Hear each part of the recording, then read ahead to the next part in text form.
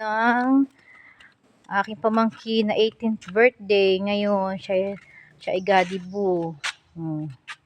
Wow! Wow! Uy! Nagandahan ng uso si Talia. Nak, huwag mong kunin. At yan ay kay Ate Mushi.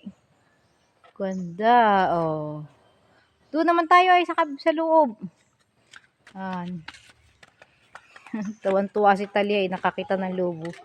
Ito yung Hoy, Talia, huwag mong kunin yung lobo. Ito yung ang upuan ng mga guests. Ito yung upuan ng my birthday. Dibu 18 birthday. Ganda. Wow. So very beautiful. At ito yung kanyang mga giveaway.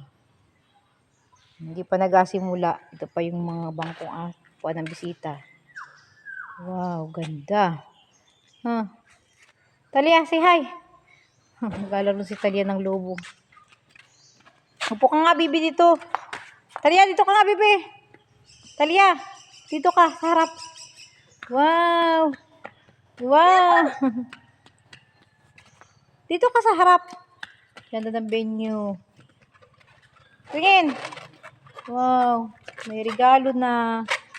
Anong regalo kay Ate Mushi? Ha, anak? Tuwan-tuwa na si Talia. Ito yung mga gift nung my birthday. Pag nag-18 si Talia, may ganito rin siya. Ganda ng venue. Tuwan-tuwa si Talia. Talia, say hi. Talia. Nagalo si Talia ng lobo. Huli kita!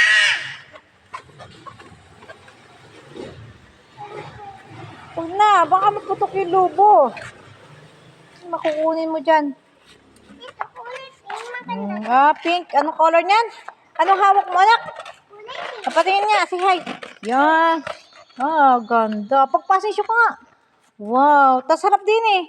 Wow. Wow. Ganda. Para siyang may birthday isa pa. Pasensyo. Wow. Harap din eh. Parin ibalik. Dito. Wow. Nagalaro si Talia ng... Wala pang mga tao kasi 5 PM pa ang simula. Dito sa basketball court, agaganapin. Wow, ganda.